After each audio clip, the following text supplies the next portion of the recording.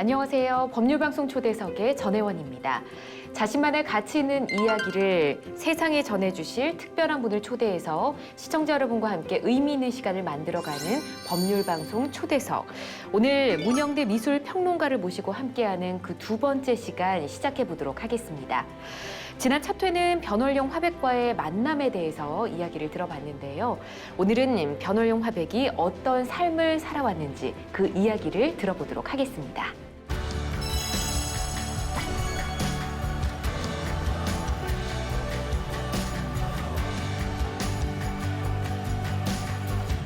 선생님 안녕하세요. 반갑습니다. 안녕하세요.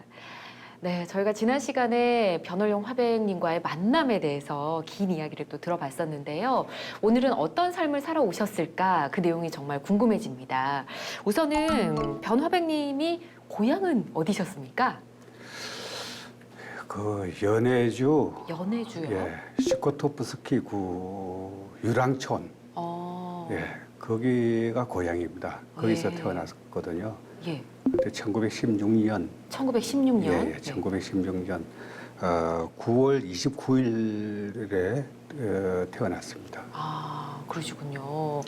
그러면 뭐 가족 관계나 뭐 이렇게 어떻게 됐을까요? 아버지가 그 당시에는 그 집을 나간 상태였기 때문에 아. 변월용 화백은 졸지에 네. 유복자 아닌 유복자로 태어날 수밖에 없었습니다. 아. 그 변월용 태어나기 전에 예. 두 누나가 있었어요. 예. 그 춘우, 변춘우하고 예. 변수남 네. 이렇게 있었는데 연달아 딸을 낳다 보니까 네. 아버지는 농부로서 예. 아들을 간절히 원했는데 아. 또 이제 딸이 태어날까봐 좀 전전긍긍하셨던 거죠. 그런데 이제 부인의 네. 불러오는 배를 보니까 네. 이것 또 딸이다라는 지레짐작을 하게 됩니다. 그러셨군요. 배 모양을 보고 네. 아 이거 딸이다. 그 낙담을 해가지고 예.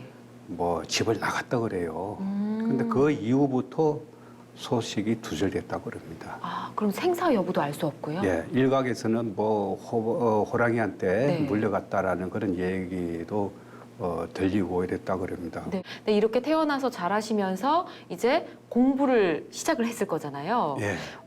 연해주에서 가장 큰 도시인 블라디보스토크에서 공부를 한 걸로 압니다.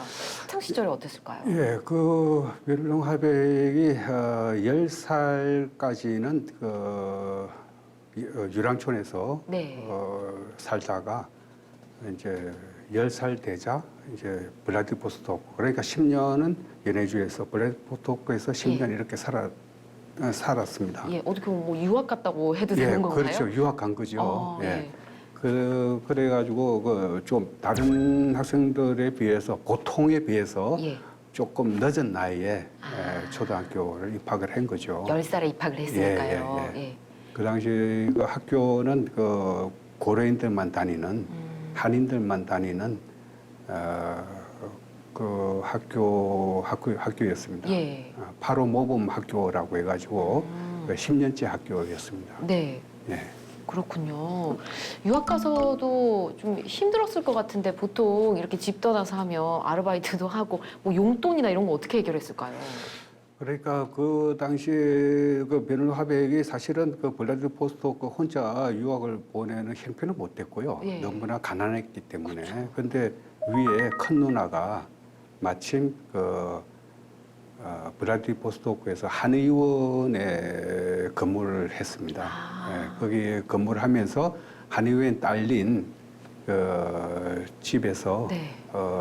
기거를 했기 때문에 변월용 화백이 이제 그쪽으로 유학을 갈 수가 있었던 계기가 됐던 것이죠. 그때 학교 다닐 때부터 워낙 그 그림을 잘 그리기로 소문이 났었대요. 아, 그렇군요. 네. 그래서 거기에서 이제 잘하는 것이 그림 그리는 거니까 아동 출판사, 네. 아동 책을 만드는 출판사, 그 다음에 한국 영화만 상영하는 그 극장, 포스터라든지 간판 네. 뭐 이런 것을 그리면서 아르바이트했다고 그래요. 와, 16살에요? 예, 예. 대단한데요? 그때부터 이제 아르바이트를 하면서 가정을 도왔던 것이죠. 예. 어머니 이제 그 나이가 되니까 사춘기가 접어드니까 네. 자기도 이제 어머니 도와야 되겠다 이런 생각이 들었겠죠. 그래서 주독 야화라고 하죠. 학교 낮에 학교 다니고 예. 이제 밤에 그림 그리고. 밤에 그림 그리고 이렇게 그다음에 이제 변호하백이 그 아동출판사에서도 교과서도 만들고 그랬대요. 그래서 그 자기가 만든 책으로 네. 자기가 공부한다고 학생들 사이에서는 그런 또 얘기도 떠들고 이랬다 그래요. 그럼 그렇군요. 우선 얘기가 그렇게 있었다 그래요. 자, 블라디보스토크에서 이제 어떻게 보면 어린 시절 유학을 하게 된 건데 누나와 네. 함께 살면서 네, 네, 용돈벌이도 하고 네, 네. 그 이후 자라면서 또 어떻게 됐을까요? 뭐 다른 데 공부를 하러 가게 된 건가요? 변호사백은 워낙 이제 아까 말씀드렸다시피 네. 워낙에 이제 가정 형편이 어렵고 유학은 뭐 언감생심 예. 생각도 못했죠. 그런데 그 어느 날 그 유학을 가라고 네. 그 주변 사람들이 십시일반 모아가지고 네. 유학을 보내게 됩니다. 아, 어떻게 그럴 수 있을까요? 그거는 이제 그 당시에 그런 얘기가 있었다고 그래요. 연해주 자치주, 예. 자치주, 고려인 자치주를 이렇게 만들려고 하는 그런 움직임이 있었다 그래요. 아, 그래서 좀 인재를 좀 키울 필요가 있었죠. 자치주를 예. 만들려면은. 그러나 그 당시에는 또 미술이 또 홍보하고 큰 역할을 하게 됐어요. 네. 지금으로 뭐 보면은 여러 가지가 뭐 매스미디어가 발달됐지만은 네. 그 당시에는 뭐 미술 그림으로 그려가지고 사람들한테 알리고 이런 역할이 좀 크게 작용했기 그렇죠. 때문에 예. 그래서 변울롱 화백이 워낙 손재주가 있고 네. 그림을 잘 그린다는 걸 알고 그래서 유학을 제대로 좀 공부하고 와서 그 변울 화백도 왜 가는지도 모르고 갔다고 그래요. 그냥 갔다 오면은 예. 네가 할 일이 좀 있을 것이다. 뭐 있을 이렇게. 것이다. 예. 좀 많을 것이다. 뭐 이런 얘기를 있었다 그래요. 예. 그래가지고 십시일반 돈을 모아가지고 유지들이 돈을 좀 모아가지고 이렇게 보냈다 그래요. 아, 그런데 너무 감사하네요, 정말. 그렇죠. 예. 근데 가가지고도 이제 계속 지속적으로 이제 돈을 좀 보내주기로 이렇게 했는데 예. 베르누 화백이 유학을 떠나자 뭐 한 달이 채 안 됐다 그래요. 그때 강제 이주가 고려인들이 중앙아시아로 예. 강제 이수를 당했습니다. 그때. 강제 이주를 예. 당했다고요. 예. 그때 연해주 일대에 있는 고려인들은 모조리 전부 다 타시켄트라든지 카자흐스탄이라든지 아무튼 중앙아시아 그 일대로 다 강제 이주를 당했다고 그래요. 유학은 어디 갔냐 하면은 스베르드로프스크, 지금은 에카제린부르크라 그러는데 예. 이름이 바뀌어 그 당시에는 스베르드로프스크였습니다.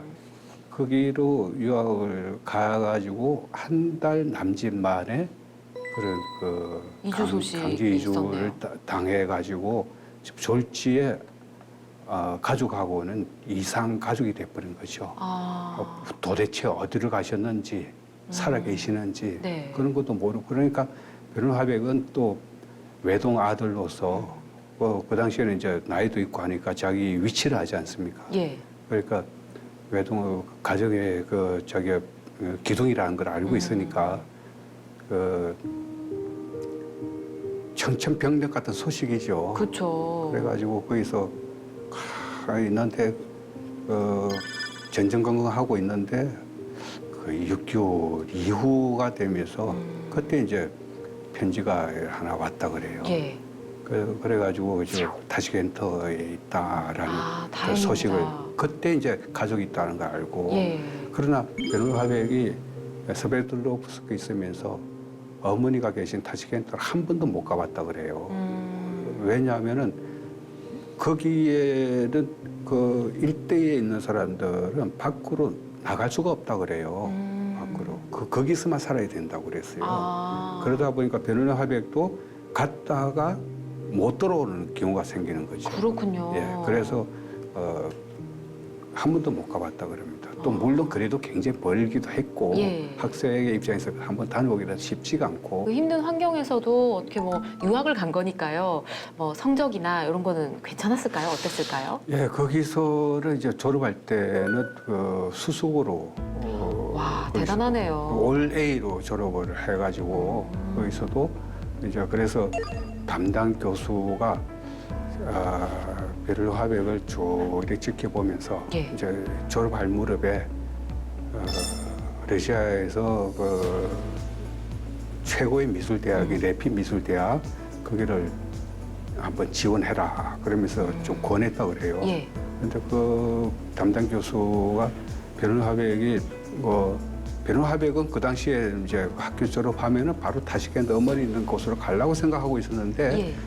느닷없이 또 담당 교수가 또 그렇게 얘기를 하니까 그래서 또 베를린 화백이 그 당시에 뭐 돈도 없는 걸 알고 예. 그래서 좀 여비도 좀 보태주고 자기 교수님께서요? 사비를 털어가지고 손에 쥐어주면서 가라고 예. 이래가지고 그 가서 시험에 담당하게 합격을 해가지고 교수님한테 또 합격이라는 보답을 또 해줬다 그래요. 입학하자마자 같은 반에서 공부하던 네. 평생의 동반자를 만났으니까 평생의 동반자. 예. 제르비조바라고 해가지고 예. 같이 공부하던 베를린 화백보다는 나이가 4살 아래인데 아무튼 같은 반에서 이렇게 만나게 됐고 또 거기서 수석 졸업함과 동시에 예. 교수들로부터 대학원 진학 권유를 받았고 와. 대학원 진학 권유라는 것은 예. 교수를 통해서 권유를 받아 들어간다는 것은 그거는 미래가 보장되는 겁니다. 아, 나중에 이 사람도 교수를 할 수 있다라는 그렇죠, 뜻인가요? 그렇죠.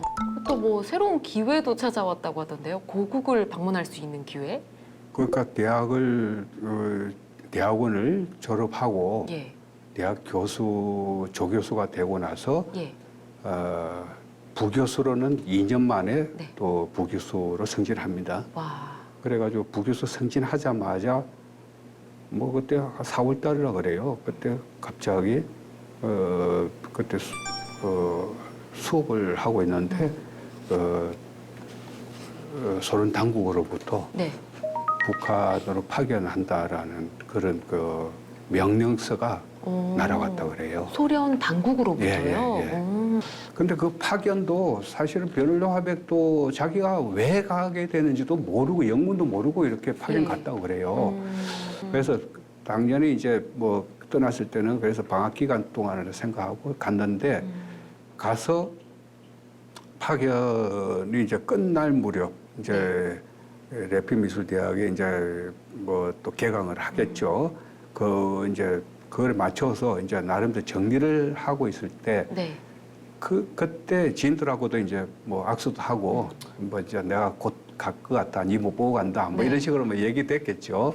뭐 그런 이제 나름대로 이제 귀국 준비를 하고 있는데 평양미술대학에서 네.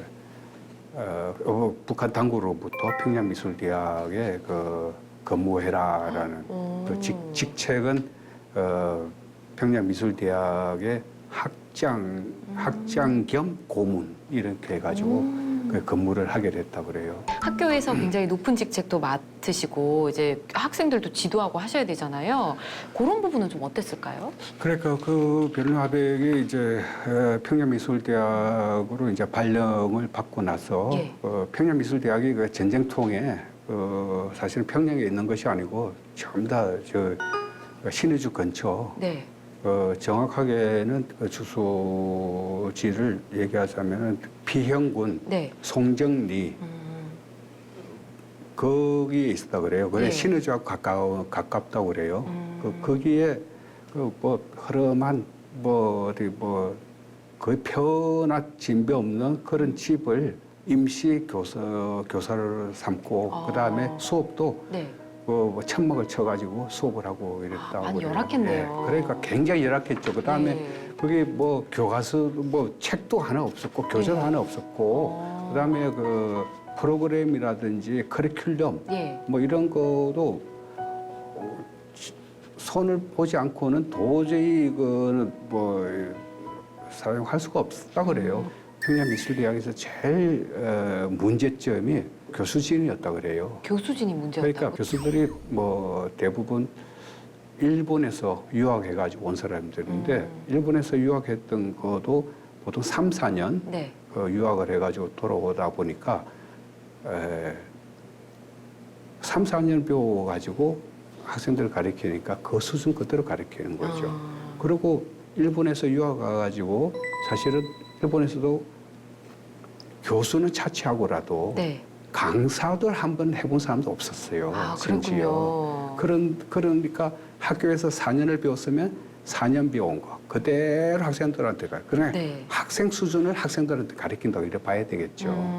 그래서 3년 배운 교수는 3년 배운 그 당시에 3년째, 4년째가 있었으니까 예. 그 3년 배운 사람 3년 배운 그대로 학생들한테 가르치는 거예요. 예. 그러니까 그 수준이 그렇게 가르치다 보니까 뭐 그 문제점이 많죠. 예. 변호사 화백으로서는 이래서 안 된다. 네. 이래가지고 교수들을 가르치기 시작했습니다. 왜냐하면 학생들을 가르치다 보면은 본인은 그때 당시 그 학교에 몸담을 파견 기간이 3년으로 정해졌대요. 3년. 3년? 예. 근데 3년 후에 되면은 자기는 돌아가야 되는 거니까 그러면은 돌아가고 나면은 또 이제 그 안 된다는 거죠. 그래서 교수들을 가르쳐야 그것이 자꾸 전수가 돼 나가니까. 그렇죠. 화백이 사실은 거기서 올해 3년 동안 못 있었어요. 자기 계획했던 대로 못 있고 예. 그 1년 한 3개월 만에 다시 러시아로 돌아가게 됩니다. 왜 어떤 이유가 그때 있으셨을까요? 변호사백이 너무 무리를 했던지 예. 그때 여름에 그 악성 이질이 그때 지금이야 악성 뭐 이질이라면 별거 아니 뭐 예. 좀 쉬고 음식 조금 잘 쉬고 먹고. 뭐 이렇게 하면 되지만 예. 그 당시에는 그 사람이 죽는 경우가 좀 허다했었습니다. 그렇죠. 그 예. 약도 변변치 않고 그래가지고 악성 이슬을 걸려가지고 그때 뭐 생사를 오갔다 그래요. 그러니까 깜짝 놀래가지고 소련당국에서 부인을 보내가지고 네. 그 부인이 거기서 간호를 하고 예. 거의 한 달 동안 거기서 머물렀다 그래요. 아. 그러면서 이제 귀국을 했다 그러는데 귀국할 때도 그때 부부간에 좀 트러블이 좀 있었다 그래요. 왜요? 변호사백은 몸이 회복되고 나니까 예.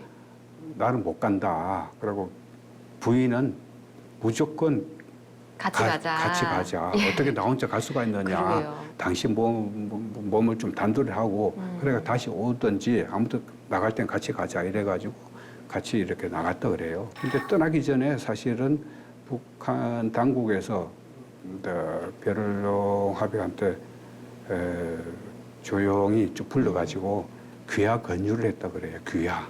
아예 북한으로 와달라. 귀화를 해달라. 예, 귀화를 해달라. 예. 그때는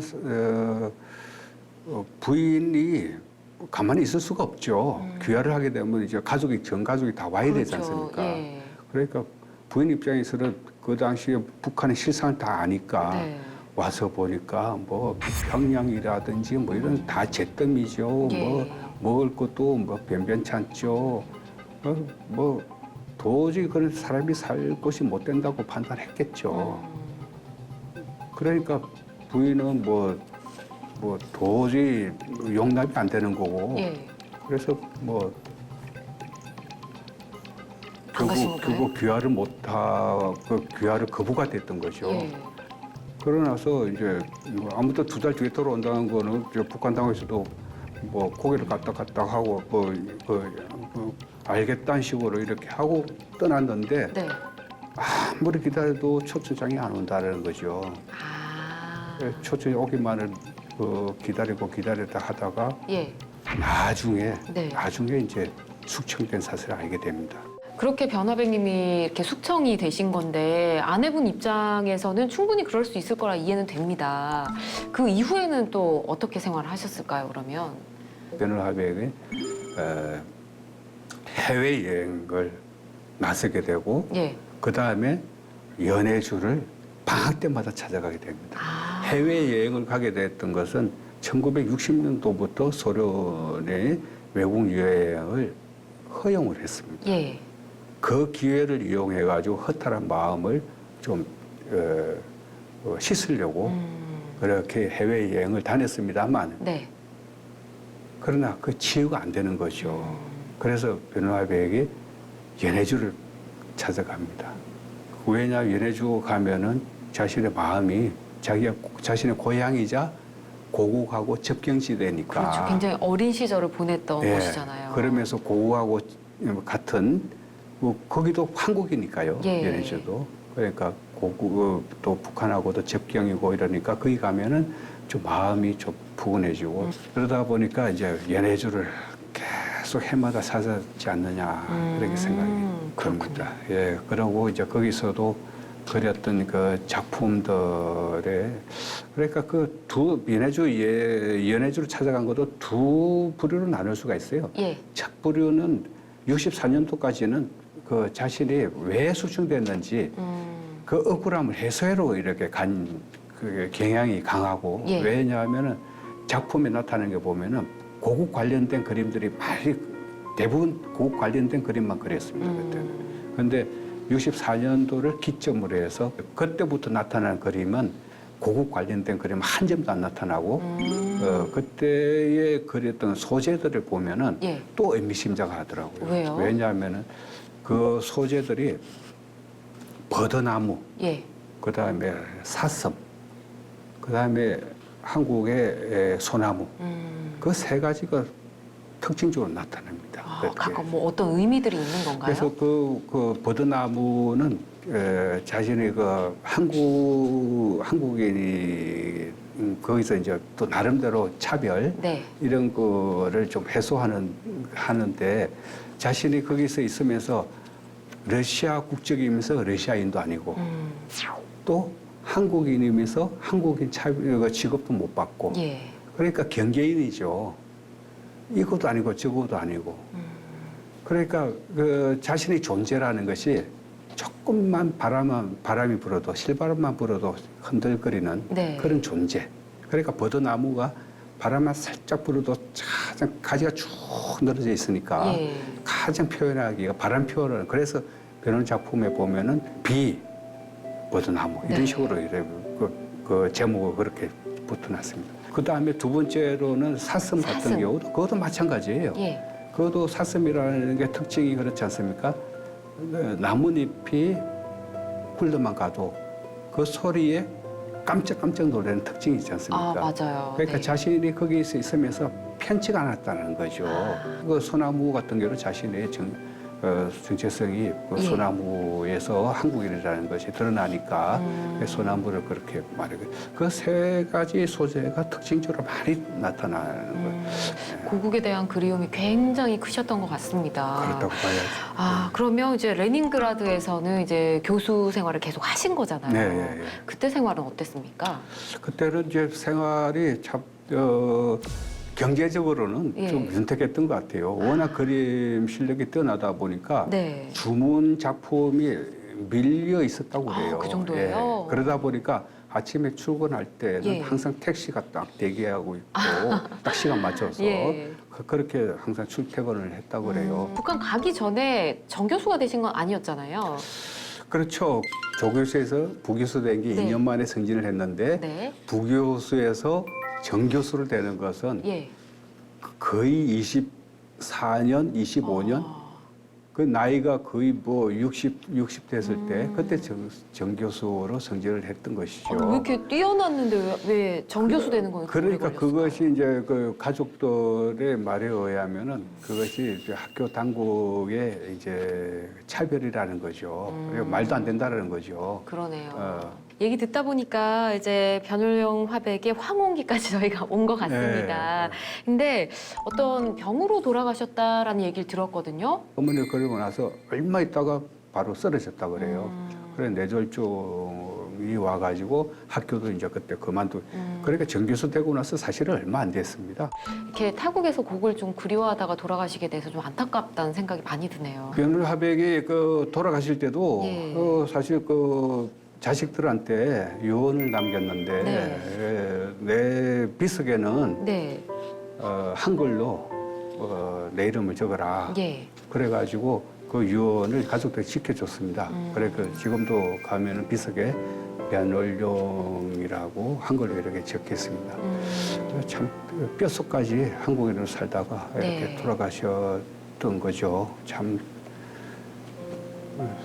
저도 그분의 삶을 예. 돌아보면서 더욱더 변월룡 화백을 한국에 좀 알리는데 좀 더 노력해야 되겠다 이런 생각들을 계속 가지고 있어요. 그래서 지금도 놓지를 못하고 제가 이끌고 있는 것 같습니다. 네, 또 이렇게 방송을 통해서 저희한테 이야기도 많이 나눠주시고요. 네. 네. 자, 오늘 변월룡 활백이 어떤 삶을 살았는지 들어봤는데 어떻게 보면 곡절 많은 우리 역사의 아픔이 또 떠오르는 것 같기도 합니다. 다음이 이제 마지막 시간입니다. 변월룡 화백의 예술 세계에 대해서 이야기를 해볼 테니까 다음 시간도 기대해 주시기 바랍니다. 자, 오늘 함께해 주신 여러분 고맙습니다.